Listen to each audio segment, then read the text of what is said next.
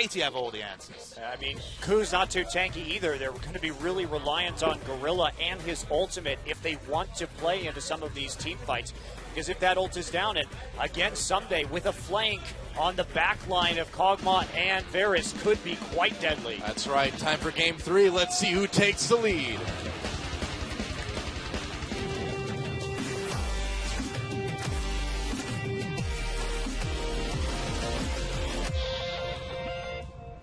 All right, game 3, KT versus Ku. We're tied up in this best-of-5 semifinal match, and the winner will put themselves one game away from going to the grand finals, playing against SK Telecom, and possibly locking up a spot at Worlds. If Ku wins it, if Ku wins this match, they are going to Worlds no matter what. KT, if they go to the finals against SK Telecom, has a little bit more work to do, but still high stakes for both of these teams today. Kuro brings back the Varus. Now, we talked about the undefeated Gorilla Alistair in Game 1, 7-0 on the season, 8-0 all time. That's now 8-1, because we're seeing Alistair again this game. Kuro, 5-0, 10 KDA on Varus. This was a pick he was rocking at the start of the season. Again, fell away from. It looked like everything was set up for the Yasuo, but instead they've doubled down on the mid-game. Mid-game was what held them back last game, so going to need to try and keep Peekaboo honest. That's the big thing. He's on Janna, so not expecting too much aggressive roaming, but could still be the vision game with Score. If they can hold Score and Peekaboo in check, it's all about snowballing those dragons, snowballing the mid game, and ensuring that any mistakes from KT in the late game, and they just instantly lose from there. Yeah, I'm excited to see Nagne's Azir again. It's been too long. Nagne's an interesting Azir player because while we've talked a lot about players like Coco or EasyHoon's Azir, Coco very aggressive on that Azir, but what I like watching when Nagne plays it is he will just chip away, and he seems to always know in some of these team fights the perfect time to go in. He's very reserved in the way he uses the Emperor's Divide, but finds the holes in the cooldowns of the enemy's team to just all in like 2/3 of the way through a team fight and clean up afterwards. So he can be a bit surprising. He's kind of the opposite of Coco's Azir, really. Coco is a very initiating Azir. He tries to set up big team fights, whereas Nagne cleans up team fights. Yeah, it's definitely a very different style of Azir play, but it really works for KT. Yeah. KT have actually opted into the lane swap. Of course, we can see Vayne and Janna on the top side of the maps. Expecting some semblance of vertical jungling after the early starts. To opt into Riven in a 1v2 is a surprise, but you're also navigating the Vayne Janna away from the Cog Alistair that can be very strong. Someday needing to be careful there. He nearly got head-butted back into the clutches of prey. Head-butted. That's an awkward interaction to say. Yeah, it is. Well, yeah, he's going to have to play a little bit more conservatively now, but no level 2 yet for Praying Gorilla, so he has some time before that combo can really start to legitimately threaten him. Yeah. He's at level 2 now. Yeah, backs up. Immediately backs away, yep. One thing that this lane swap opened up was the deep wards coming in from Peekaboo, so they have excellent tracking onto Lee Sin. The result of the lane swap is that mid lane is going to be very isolated, which is a scary spot to be in if you're Varus, especially. Whenever that flash comes down, it's going to be very difficult, especially in the early levels when the cooldown on your Q is quite high, to match Azir when it comes to wave clear, because of course Azir so safe with the wave clear, even early in the game. Early pink ward actually from Someday. He went back and teleported right back into lane, so trying to make sure that he's not going to be the victim of any kind of diving. Not going to happen yet with Hojin in that top lane, just trying to help push out that wave. And it's like Peekaboo and Arrow want to push this forward. No, they're stopping now. That would be an odd decision because they have the freeze. Score just answering here in the top river. They've got a ward for Score in Tribrush, so KT, or Ku rather, will be able to see him come in if he tries anything, such as now. And so Smeb shouldn't have any trouble playing safe here. See that Gorilla's been forced to rotate to force the effective 2v2 up top now. I say effective, but it is going to be Rumble Alistair, so 2 melee champions dealing with 2 range champions. It's not ideal lane assignments for the Ku Tigers. Varus still completely separated. 2 members roaming towards mid from KT, but going to back away. And KT just playing this lane swap a little bit better right now. We can see that Riven's starting to come ahead when it comes to CS, and they forced Gorilla to move out of that lane, not threatening the Riven any longer, just by putting the presence up here on the top side and denying the freeze break from Smeb and Hojen. So they have to answer this with 4 players in the top side of the map just to see if they can start to get some minions for Smeb. And that gives this Riven a rather scary amount of time to farm in the bottom side. Specifically experience as well, Montecristo. Remember, he was level 3 when the duo lane hit 2. The all-in potential at 6 is real. Prey has to be defensive. You know, when his W is available, can get a bit of harassing. But you can see, being zoned from experience in CS in fits and spurts in the bot lane in a 1v1. It's a large CS deficit already for Prey, and that's not going to be turned around. They want to try and make a gank onto Someday to make him pay for his aggressive positioning. They'll make him pray. Make him pray. Pray for death when the gank comes in. But no, it won't. So Prey will continue to play very carefully.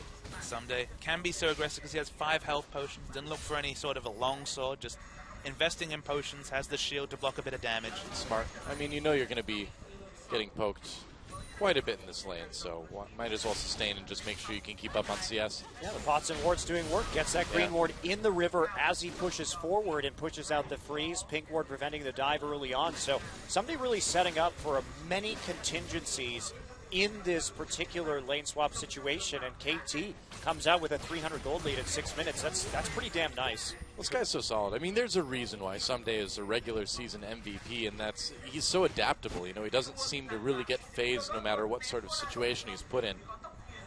Who are really being dictated to. We already saw Alistair start bot lane, roam up to the top. Now he's on the bottom side of the map again. They're playing reactionarily to this KT team that initiated the lane swap. It looked like a bit of a questionable lane swap early, but it's evolved in a really nice way for KT. And they try and get through that tri-brush. Someday falls back, though. Score did see a little bit of invade there on the bottom side jungle, so no real threat to Someday. May get that pink ward immediately. Yeah, it looks like, oh wow, I thought he was going to get it, but nope, Grill and Hojen got there just in time. Still a very vulnerable pink ward in the future. They got the information they needed to keep this Riven safe, but Ku made it so Prey was able to get back with a few more CS, but and are they going to dive this? Yeah, well, Score sees Hojen. Hojen sees the pink ward, so they're going to have to think of this here too. Second guess that dive here too. While they're going to go in onto Hojen, Gorilla there to provide an escape with the safeguard. And so KT not really in any trouble, like you mentioned. Peekaboo is there as well. This has really been an interesting fencing match in the opening minutes of this game, because you can see how good both of these teams are at reacting to the moves of their opponents. Who, trying to trade blow for blow against KT, but those wards from Someday ended up doing a lot of work, as well as just the pathing from Score being down on that bottom side, made sure that the gank definitely wasn't going to come through. Blue buff handed over to Varus in that mid lane, but Crew having quite a few CSing problems early in this game, zoned out by Nagnez Azir. Yeah, not too surprising, I suppose, but I guess speaking of fencing matches, too, Fiora is available today, guys, but I'd like to see her get picked, but I don't think we're going to. I don't know. I hope you're right. That. I hope that I'm wrong and you're right. Blind pick double Fiora hype. The dream. Blind pick double Riven is what it's going to be, man. I mean, KT have dictated to Ku in so many different ways. I outlined how Alistair's been reactionarily going between lane to lane. Think about all the advantages that KT have been able to pick up. Riven's been ahead in CS for a lot of this laning phase. Now it's equaled up, but it was a lot larger. Varus only gets his first shot off after picking up blue buff at 8 minutes, so his tier is actually relatively late. Comes along with a brutalizer, but still want to get that stacking done a lot earlier. And Vayne's been consistently 15 CS up over Prey, so early laning rotation advantage certainly goes to KT Rolster. It's a long way to go for that win, though, considering that Ku trying to hit some sort of 20-25 minute power spike, and see how well KT is faring in terms of their scaling. But winning early game, certainly a nice feather in the cap, at least for the moment. Was that a pun because Azir was on the screen? No. Feather in the cap? Nope. He doesn't have. He just has a head full of feathers. No cap. No cap. If he did, and he shed some feathers? Do you think he'd put them in his cap? I'm going to make a bet. Morbid? Azir will have a cap later in this game. Really? I think Smeb is going to get capped right here as there goes first blood onto Someday. Wow. That was abrupt. But the awkward thing about that is that Smeb actually built for lane with the Seeker's Arm Guard, and of course, that arm is not going to help him. It doesn't have the penetration for the team fight, so building for lane and losing out for a Rumble is super awkward. I did go up there, but you can see Someday and Score really making the most of that because Score went up there right as Someday swapped into the top side.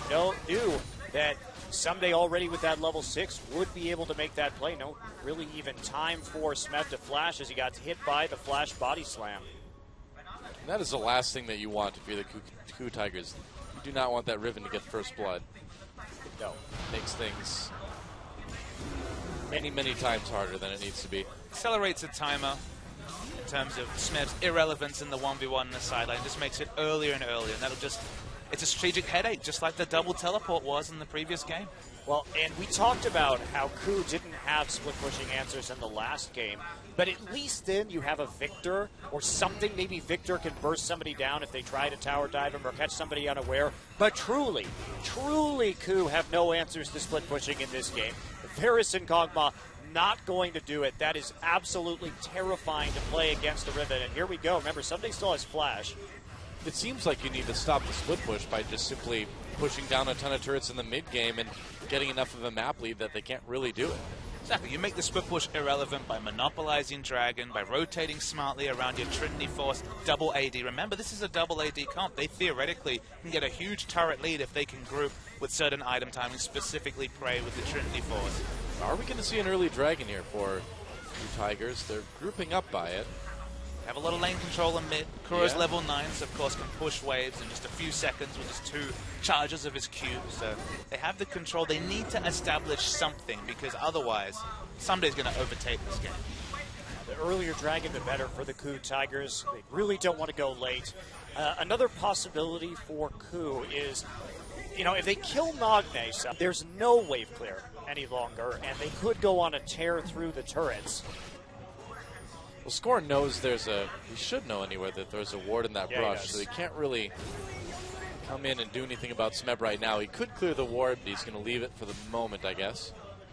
Thought that Smeb might cheat over and try and clear the pink ward and then punish him for it with a kill, but Smeb understands the situation and Gorilla's on the roam, and he'll do the dirty work for him.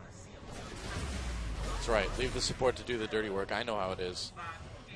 They are blind in that brush right now, so a bit of a risk as Smeb walks in to face check it. They didn't know where Janna or Gragas were, but they are going to get the pink ward kill all the same. Hojin and Gorilla moving in for a gank right afterwards, but that is going to be met immediately by KT. It's actually blue pings onto the map as well. They know this is happening. This time's not going to happen, so they see Gorilla right there. They know Hojin's there as well, too. And there is Azir just faking up to that top side, making sure that who's going to think twice about playing that? They forced the flash. Smeb push against the wall. No flash anymore. Tried to use it to get away already. Can Gorilla turn this one around? Nice big knock-up. There's a heal from Peekaboo and the knock-up as well, too. Wow, can they do it? Exhaust on Hojin, and Smeb barely makes it out alive. Wow, the exhaust there from Gorilla. He was in the right place at the right time to turn that one around because Someday didn't get enough damage to get the kill despite a good gank from Score. Seeker's Arm Guard just did enough work. Literally lived on 40 hit points. Just enough. Not a lot. To make it through. Has to teleport back to lane, so Dragon plays suddenly. Ult on to Peekaboo, and Kuro's going for a solo kill here in River. Can he chase him down? Nice flash from Peekaboo to dodge that arrow, and he'll make it out with his life at least. The Dragon threat's going to be massive from KT. They just saw Smeb teleport back into the top lane, so can play around it. No, they decide to continue the pain of the 1v1 matchup. Surprising to see. Maybe just Someday wanting to keep the pressure, wanting to keep the lane pushed up in the top lane. Well, when you go back and get that Phage and Smeb no longer has flash, you're going to be pretty confident in your ability to win if Score comes into that top side again. Yeah, definitely. Smeb needs to be pretty careful now. Kuro picks up the blue, but just doesn't have any flat mana to actually have that blue buff mean a lot. It means that he can match wave clear, but certainly wants to shop and spend a bit of his gold. 15 minutes comes very close, and we still haven't talked about that first dragon. That's a worry for the KOO Tigers. Yeah, it's coming later and later right now. 15 minutes, not when you want to get that first dragon, and chancing it when Smeb doesn't have teleport, bit of a risk. Meanwhile, Someday has now gone back to base, but they may have found a nice timing as you're back too. Well, Prey's got his Trinity Force as well, too, so he's doing some decent damage against this, and unless Score gets some sort of steal here, I think KOO should be able to get it. Score's going to try, though. Pure coming down as well. There's a knock-up, and KOO able to get that first dragon. Nice zoning to make that one possible. Yeah, 3 carries back. Vayne, Riven, and Azir all recalling at the same time means that it is going to be an easy dragon, but KT is not going to be faced by that. The dragon is kind of irrelevant to their ability to win this game. Honestly, wards, that means the most at this point, just because we mentioned Trinity Force from Prey. Varus is going to go back, pick up a big item like the Mana Moon. Suddenly, KOO are in a prime position to punish any rotational mistakes by KT and take multiple turrets. That's what double AD, the likes of Varus and Kog'Maw will do. Score, they want to, KT want to continue this. Oh boy, got to be careful here. Score almost in position. KT have the Riven, KT have the Vayne with the Blade of the Ruin King. The longer it stays in the laning phase, the happier KT is, whereas KOO, they want to look for the smart rotations. They need as much aggressive wards as possible to push down those turrets with the window they have. Yeah, and if we watch what Score is doing right now, he's just preventing the Trinity Force Kog'Maw from pushing forward and getting damage onto the tower. His job is just to clear waves and, like you said, extend this laning phase. Keep Prey pinned to that bottom lane until this Vayne gets big enough to take over the game. So shouldn't it be Hojin's job to come down and try to provide enough pressure in that lane to get them a turret? Hojin's choosing to relieve pressure. That's what you can see. That's why he was around the top side of the jungle. Still Someday able to apply so much pressure on the map. Hojin, as you mentioned, if he's getting the aggressive wards in the enemy jungle, if they're playing around their bot lane, that seems to be the most likely way that they can start cracking the turrets. But if it's still 0 turrets taken 20, 22 minutes into this game, those windows that we talked about are going to start being shut closed from a KOO perspective. It's kind of a matter of survival for KT. You know, if they can make it through the next, like you said, 5 minutes or so, then things are going to start to really open up for them. Yeah, and Vayne eventually should get that static shiv, which will at least minorly alleviate some of these problems. You can see Peekaboo and Score just trying to play lights-out vision on that bottom side of the map now. Score just camping the bottom side.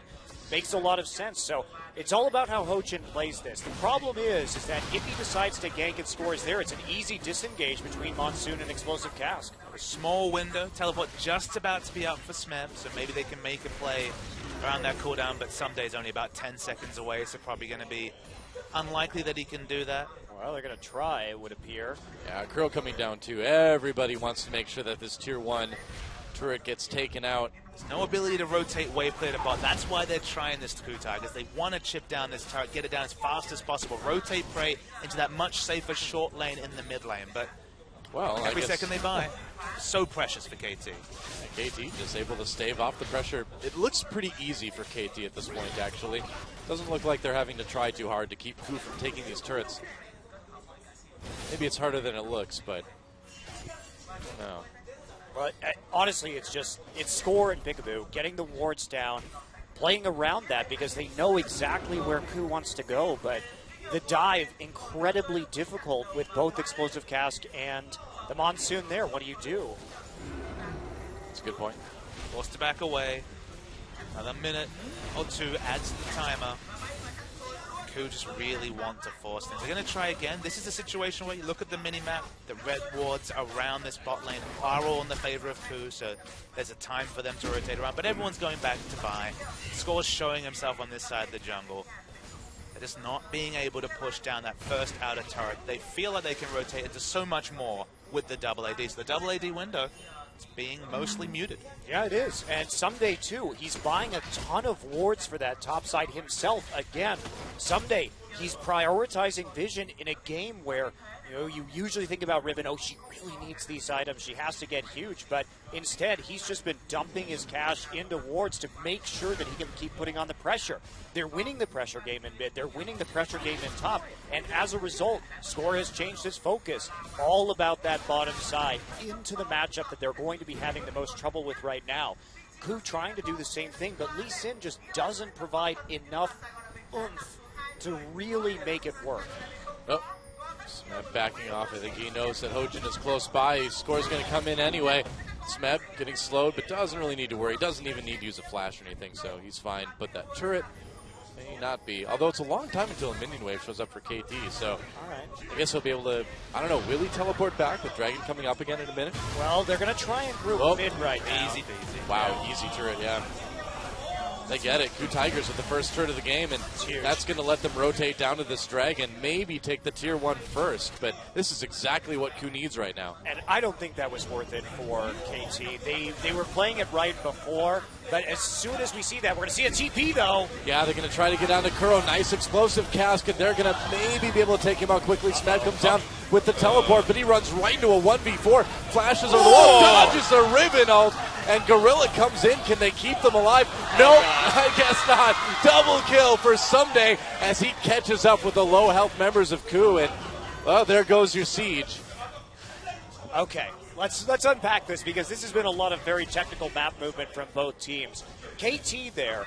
Now, they realized that they had overcommitted to that top turret. They didn't get it. They saw the mid tower fall. So instead of just allowing Ku to chain that into a dragon and perhaps another turret, they decided just to make the play immediately. They pull the trigger. Someday gets down into that bottom side and starts to use that advantage that he's got. Has nice items at this current time just to go ahead and try and make something of that edge. And KT is going to pick up a very important dragon as a result. This is the first part of the disaster for the Ku Tigers. Picking up that mid turret could have meant so much if they could have turned it into a second dragon. Now, with the teleport coming in, Kuro had so few options. Credit to both these members, of course.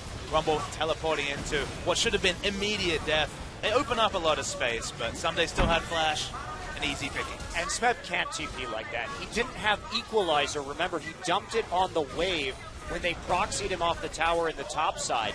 So coming in, and then he got immediately bounced by the Azir ult. So just a very poor decision. Wow, Ku Tigers able to get that bottom tier 1 anyway. So at least they're able to start taking these turrets. They lost their top tier.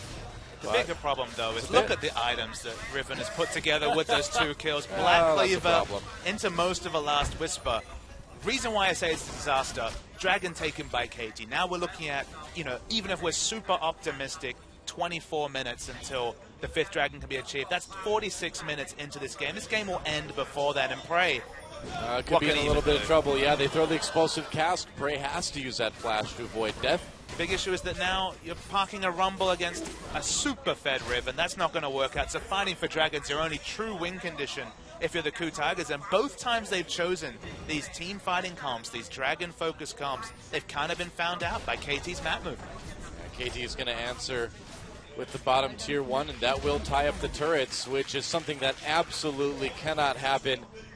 If you're the Ku Tigers, you need to stay ahead in turrets, and not just one. You need to stay ahead by a lot. Well, Ku is staying ahead right now. Oh, Kuro in a lot of trouble, though. Throws that ultimate in. Actually dodges Peekaboo's ultimate. Still gets caught, though. Nagne with a kill there, and KT is going to take their last tier 1 here. Varus with no flash. That's what happens. You get turret dive, just like when we saw Frozen try the Lux at the end of the season. These immobile, wave clear mages are so easy to gank from the likes of Gragas. Gragas was first picked, and they opted into that with Varus as a last pick, and there was a way to make that work. But just as we talked about all the delaying at 23 minutes, Varus can't be the solo wave clear. He needs friends around mid, or you'll get punished to the extent that we're seeing here. You got to wonder what would have been different with the Yasuo pick. I mean, Ku went with a good plan, but they just haven't been able to execute on it yet. Issue with Yasuo is it's a painful laning phase against Azir, and then in the split push, Riven answers a lot of the questions that Yasuo is able to pose. Okay, there's ways to outplay, but it's the onus is certainly on the Yasuo player to significantly outplay the Riven. And outplaying Someday's Riven, good luck with that. It's not easy. 3 kills already in this game. It couldn't have gone on to a better champion for KT Rolster. Again, that split push setup is going to be crucial for their ability to close out this game. And that is looking mighty fine. Peekaboo, Magi Soul Stealer, as we typically see on his Janna. It's pretty much all he builds on Janna, in fact. Why would you build anything else? I don't need Talisman. That's right. I'm fast enough. KT, look, I'm Janna. They offered windows for Ku to get back into game 1-2. They're doing the same thing here. You look at Arrow's itemization, gone purely for single target damage. No sign of a static shift, only Azir for wave clear. So you get aced somehow, some wondrous team fight from the Ku Tigers. Double AD will smash down turrets. Maybe that's a way back into the game, but you know, the onus is again significantly on KT to make a mistake rather than Ku being able to do anything heroic. Well, it's also the fact that unlike last game, there's not that big late game threat coming off the Ku Tigers. Victor was able to do work alongside the Kog'Maw in the last game, but that same threat not really going to be there with a Varus once the armor really starts to roll in. I mean, eventually we are going to see probably a GA onto Someday, the hourglass already completed for Nagne. You got the wrong champion that starts with V if you're Kuro this game.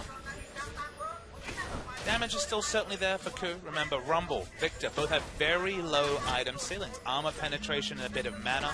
For Kuro, magic penetration to Leandri is basically going to be the beginning of the end when it comes to big power jumps for Smeb. Uses the ult. Peekaboo gets the knockup, but there's a slow right after the ult from Kuro. They will Peekaboo die. has to use that ult to get away. Dodges quite a bit, but Kuro still picks up the kill. So remember, KT is building for damage and are very squishy, and these builds are online early. So even though they're behind in gold, they pick the right fight. They will do a lot of damage, and they're going to push down mid because even with Azir's wave clear, they get any free time with this turret, and it's gone. Should be. Right. Arrow and score coming down. Someday on the flank. Ray's not there yet. That's right. They need to get him there, and that's why. I mean, otherwise, Azir can just take out all these minions.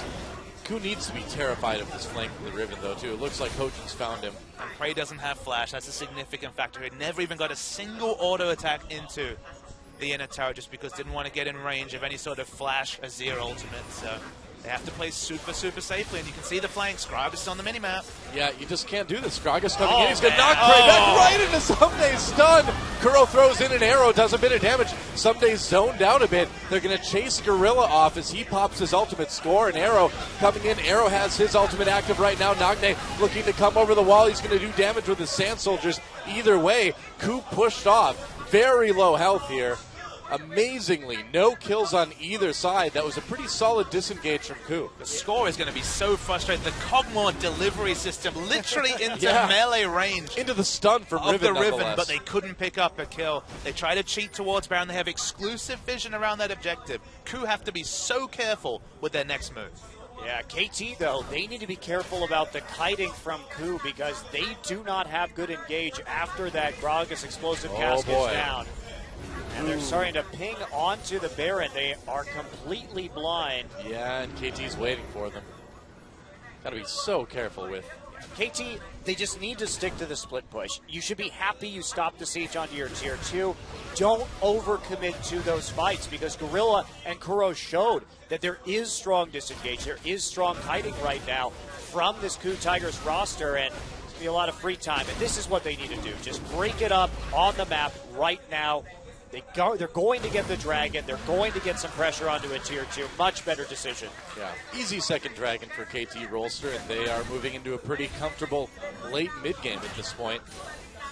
Summoner spells will be up for Ku next fight. They managed to navigate that fight with all their carries keeping their flashes. Only Hojin and Gorilla have any significant time left on that summoner spell. Somebody couldn't find an angle. Went for the Bloodthirster. Okay. Suddenly has a lot of options against this burst damage. It's going to have that overshield and be that much harder to poke out Riven before a fight. And you know Someday is going to be positioned super aggressively for some sort of flash stun engage. KT setting up this position around there. Oh, they catch Score as he tries to come in. There's the ult from Varus. They're going to try something. Hojin kicks Score out. Can they get the pick? Score flashing away. There's the ult from Peekaboo for a bit of healing. Gorilla pushing against the wall with the Condemn. Getting very low. Still alive with that ultimate. Kuro gets a kill onto Janna. Peekaboo goes down, and now here comes Smeb onto Someday, roasting him, but Someday turns around. Could be a lot of damage as Smeb flashes away. And Ku managed to get a pick. That could prevent the Baron for a little while at least, but still a tenuous situation.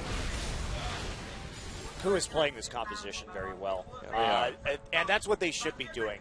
They should be trying to force the 5v5s right now because it's really their last big hope. They can't deal with Someday, so they need to play aggressively and then hope that KT over-engages while they kite out an advantage. Ooh. But KT, they intelligently just back away from that one. Only losing Peekaboo isn't a big deal. I mean, it's a big deal to Peekaboo because he's losing all his Medjay stacks. That's true. I gotta say, Kuro's been really accurate with his Qs and with his ultimates this game as well, too. He's forced a lot of summoners out of his opponent, specifically Peekaboo. It's the only way to justify the last pick Varus. Remember, this was the overall last pick, picked into the likes of Riven and Gragas, who already present plenty of headaches. Well, Kuro's a good Varus player, and seeing more of that this game as Nagne gets poked out by that piercing arrow yet again. And can Ku find an angle onto this KT team?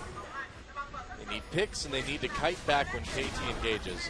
Arrow taking some damage from Baron as Hojin activates it. Well, it's going to be an acting course here from the Ku Tigers because they need to draw them in. They need to get KT to overcommit to a team fight while maintaining all of their members so they can kite. And that's a very difficult deception to pull off. They need to force Someday's teleport. That's the big thing they need to do. Every time he gets free time on the map, instantly clearing waves. Obviously does so much turret damage because he's an AD champion.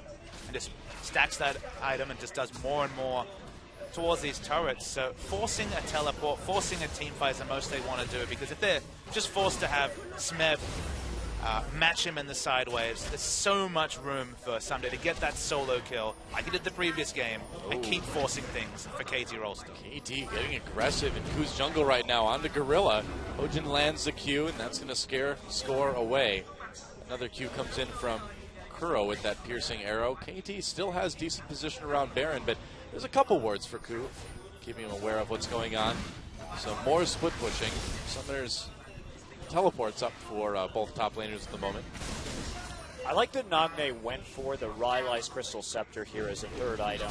He doesn't really need the AP. They don't need Azir to be a major late game damage threat when they have Riven and Vayne. Instead, just you want to prevent them from grouping or be as disruptive as possible with this Azir. So it's a different school of thought, getting that utility early, but I think that is probably the strongest item he could have picked up with this composition. Yeah, ult on to Score as Kuro tries to disengage. That's a lot of damage. Score down to half health. Meanwhile, oh boy, Nagne is absolutely tearing this turret apart. Someday set up for a TP on the bottom side in his base right there. So KT just thinking so far ahead in terms of all the possibilities. They do get some damage onto the mid turret. They're already prepared in case there is a fight for a TP flank from Someday. Let's talk about what this Nagne build can do. You mentioned utility, Zhonya's and Rylai's. You've got flat health to be able to take a couple of those spears coming through. Oh, Gorilla taking a lot of damage as he gets caught. That's an ultimate. It was kind of out of position there, and he paid for it. The defensive stats of the armor and health are important, but also has the Zhonya's over, say, a death cap, for example, can make that initiation play onto Kuro. He was lucky to come out of face-checking a Gragas alive with no flash available. So the slow into this build that really opens up diving is Hojin. Whoa, Hojin just caught, has to flash into the red buff pit to get away. And applying pressure to the cost of consecutive summoner spells for the Ku Tigers. That pink ward didn't make it into the brush for KT, so that'll be cleared easily. I watched Someday try and put that over the wall. Didn't quite work out for him there. It's a tough ward. No, it's not a tough ward. Just kidding. Just a misclick. We'll say it's a tough ward just to preserve his pride. It's a really hard ward, guys. Throwing that ward over the wall, man. It's difficult. Dragging up in 25 seconds. KT getting some vision around that as well. And Ku, you know, they're threatening, but it just doesn't seem like they've been able to get quite enough. And, you know, we know that from last game, Ku has the ability to win crazy team fights. Maybe less so with this comp, but it's still out there. KT's certainly been playing a little bit more carefully than we've seen them play in this position in previous games. And I think after the last game, too, KT, they want to go back to that split pushing. It was so successful for them until they made the errors. And I think the coaches just come into the booth and say, okay, just continue to split push into the late game. Don't worry about those team fights. It won't be a nail biter like the last time around. Yeah. Style it back, play it calm, play it patient. Big minion wave from KT Rolster propped in the top lane. That's going to push in. There's no real answer for KU Tigers. They don't want to rotate Rumble there. Rumble teleports in late. More likely the equalizer will be off position. Pickle has an elixir right now. He has a blue pot on him. I don't... Yeah, man. Got to get that damage. That's right. Everyone's seen Jan and Aram. You know what you can do with those tornadoes. Having the extra AP for the shield is nice, but that's a bit of an odd pickup, certainly for a support. Hey, got to make up for losing those Medjaya stacks, right? Someday hasn't been spotted in a really nice flank position. They're moving as 5. This could get interesting here. Riven and Gragas on the bottom. All right, they're going to let KU into the mid lane. And looks like they might try to trade that dragon for Baron. Yeah, this is an adaptation. Oh, flash, barrel, and Kuro gets out of it. Couple flashes used by KT there. Tried to make an engage. And Smeb takes a lot of damage out of it. 2 flashes for each team. But getting Kuro's flash is incredibly important. Side waves really doing work for KT Rolster right now. KT pushing down the mid lane, but that Azir turret's going to slow them up as Someday takes down the tier 2 in bot lane. KU's just going to go for the Baron. Dragon taken by KT. Now, Someday has teleport. Does this really prevent anything? I don't know. We'll find out. KU going for the Baron here. Score is in position. Someday there as well. I mean, they have to try, right? That's all they got left. It's a desperation. Teleport coming in. Now for Someday. And KU backing off immediately. Smeb coming from the side. Have they found an angle? There goes the equalizer. Good knockup from Peekaboo. As he tries to disengage, he's very low, though. There's the heal to bring KT back into the health they need to fight a team fight. And KU Tigers just not getting anything out of it. Now we're in an awkward position. Each team on the wrong side. There's going to be an apocalyptic fight here, man. Gorilla getting low. He might have to pop that ultimate. Gets knocked up. Gets pushed back by the explosive cast. There's the ult. He's so low, though. Gorilla turns around. Smeb poked out by the Sand Soldiers. Here we go. Oh, Someday going in. Gets kicked back by Hojin, though. Arrow coming in. Such a tenuous position for both of these teams. A lot of damage coming in, though, from this Riven. Well, Kuro answers with a bit from that piercing arrow. KU Tigers trying to get closer. KT, this is like the longest game of chicken I think I've ever seen in a team fight here. KT rotating back around to their side of the map at least. Score over the wall, needs to be a bit careful. Oh, Someday on his own. Goes in onto Hojin. Hojin goes back in onto him. Someday forced to flash away, excuse me. To be very careful here, KU Tigers. Kuro is super low on mana, just been chugging those potions. That flask to staying up.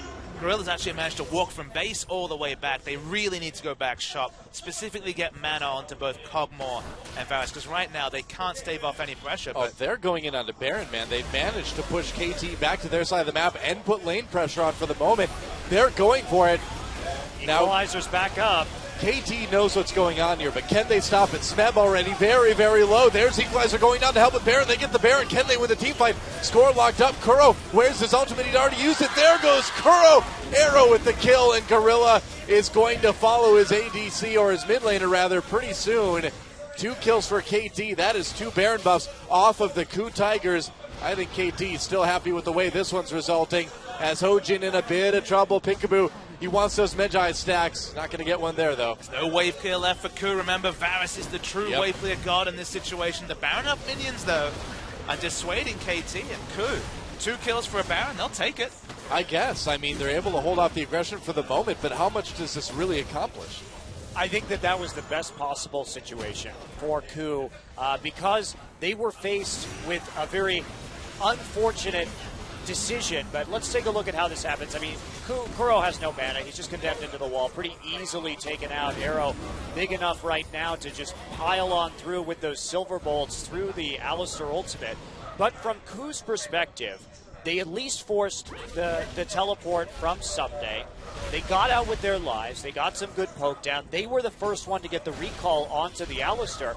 And how else are they going to win this game? They know the split push is inevitable. Yeah. And that's the word you used there. The specific word that was important was that Ku actually managed to force something. They were being dictated to. Someday was split pushing successfully. Dragon was no longer a win condition. They're 3-1 behind. So actually forcing a Baron fight, forcing teleports, now forcing an inner turret. Wow, that's the Ku. maximum Ku could have gotten. They got that tier 2 in mid, and will they get anything more pushing down the mid lane? Now Score is coming from the side to try to flank. If they can push the ADC in, maybe they can get something out of this.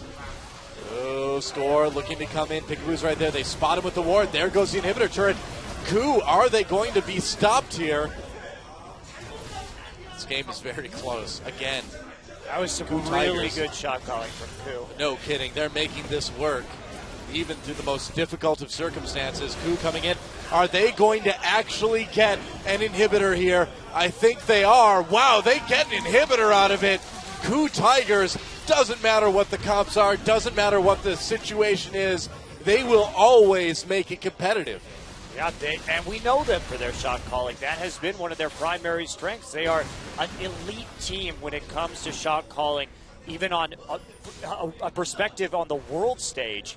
So this is certainly an impressive performance from behind, but we know that Ku is capable of this. We talked about Chicken in so many different ways, especially when they were having that 5v5 standoff on polar opposite sides of the map.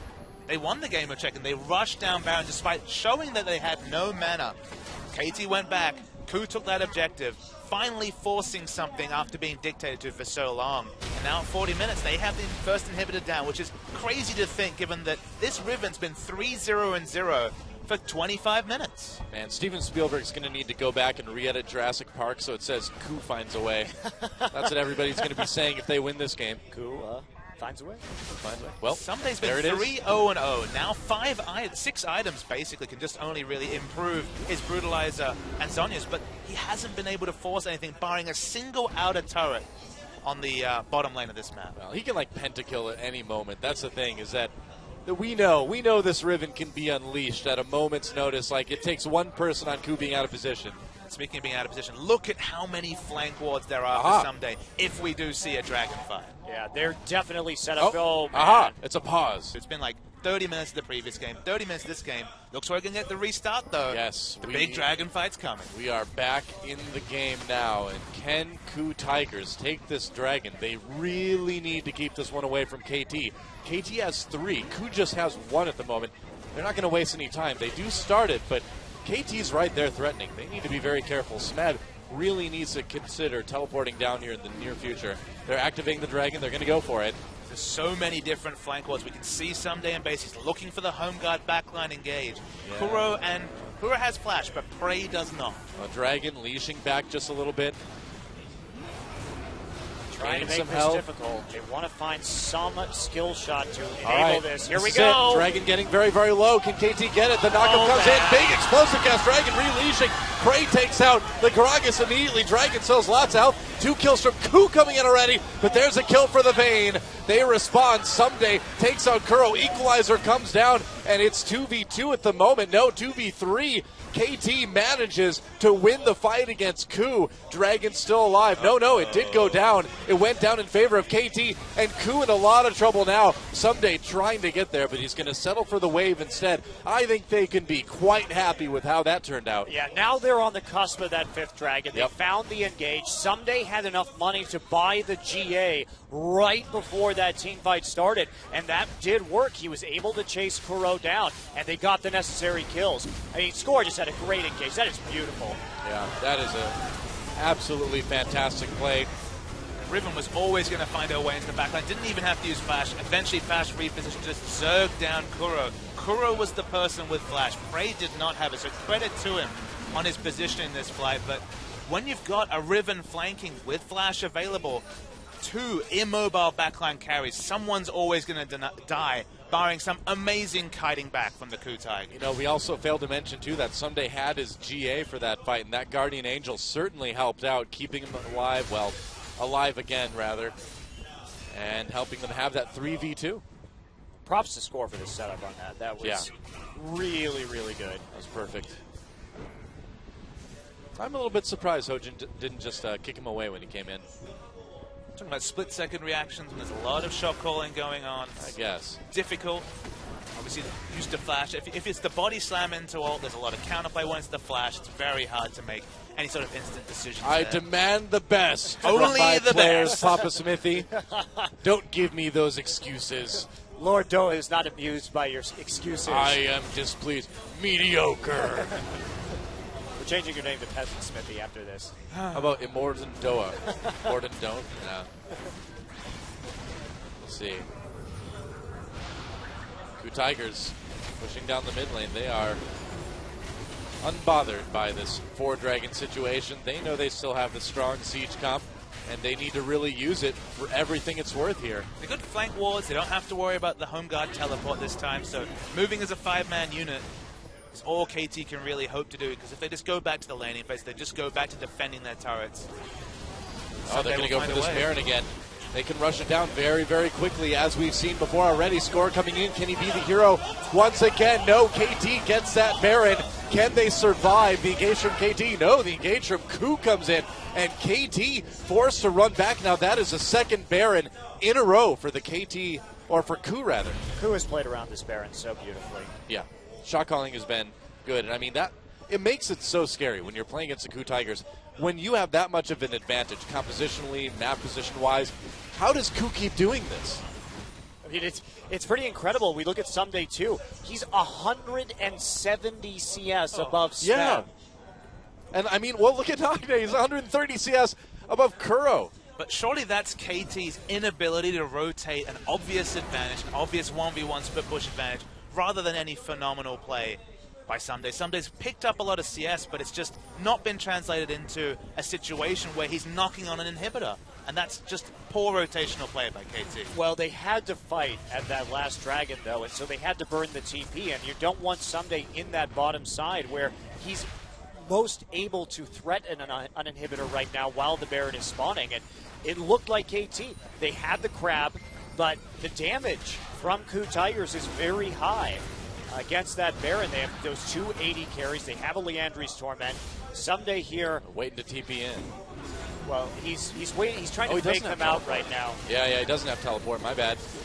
Who comes in? Shows on the mini-maps. They know exactly what they're doing. There's only wave clear from Nagne. Wave clear is not in the name of the game whatsoever for KT, so they're going to keep pushing. Looks like KT is going to try to backdoor. Where have I seen this before? Oh, he's going to come back now. Okay. He's not going to win a base race against the Baron Ku, so that would be a rather poor decision. A little bit of damage onto that inhibitor turret now from the Ku Tigers. There's not really any value for him to show himself next to the turret. He needs to find a flank position. Does this Riven? Doesn't have flash though, so limited options for Riven to impact. Expect more and more poking onto this turret from Ku Tigers. Yep, they certainly will. Another wave coming in. Another cannon minion. Score takes a pretty decent poke actually from Kuro, and they may actually do a lot of damage to this inhibitor turret. And they're actually going to take it out. Wow, Ku Tigers gets it. Moving in for another inhibitor. They already got mid earlier this game. It is back now. Both their carries have flash as well, so they have options against Score. Score's flash is back up. Peekaboo is flanking right now. He's coming from the side. All right, they're going for the second inhibitor.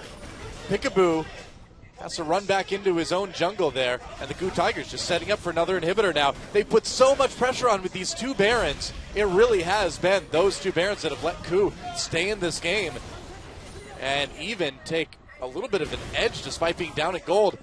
Wow, Peekaboo going full bloodthirst, man. He's like, I'm going to flank 1v5. Do it, man. You've got Magi's. You have nothing to be afraid of. Okay, maybe you have a little bit to be afraid of. TV's back up, and now we're on the cusp of 5th Dragon for KT Rolster. They don't have a lot of vision. They just popped 1 ward down. Teleport's here it comes. Teleport, here comes Someday. Peekaboo is right there, gets a knock-up onto Smeb. Peekaboo is going to force Someday away. Smeb way out of position here. Hojin comes in. Oh, right into the stun. But there's Gorilla for the knock-up. A kill comes in for Azir right away, though. Peekaboo getting forced away. KT, they've got this fight. That is 3 unanswered kills. And now KT pushing down this bot lane. Look at the death time as Doa. 65 seconds plus for 3 members. KT are looking for the finish. I think it's over, man. I mean, they've only got Kuro and Prey left. Yeah, that's all the damage, but you're just not safe. You can't fight 2v5 against this KT team. And after all of this, it looks like KT is going to be able to take the 2-1 lead here. Oh, Bray caught, flashes away. That's a lot of damage from Kuro, though. Oh, they managed to get Gragas, but there goes the first Nexus turret. Can they delay? It would be a miracle if they could. Bray cleansing his way out of it. There goes Someday very low. Kill onto Arrow, and there goes, oh, kill to Prey, though, and there goes Kuro. Second, Nexus turret goes down, and KT takes the game and the lead. GG. That was a beautiful game. I really liked watching that one. Just the play and counterplay from both teams. Ku's ability to stall it out through some very nice Baron pressure, and then KT playing around the Dragon. You see what a high level both of these teams are shot calling at in this series. The fencing metaphor was just so on point, Munch, because the parries, the plays, the aggressive moves around Baron. Ku were the best. Just the place to get 2 inhibitors down for the Ku Tigers with how far behind they were at 30 minutes was incredible, but it all came down to one teleport play, and the teleport was the real ace in the hole as some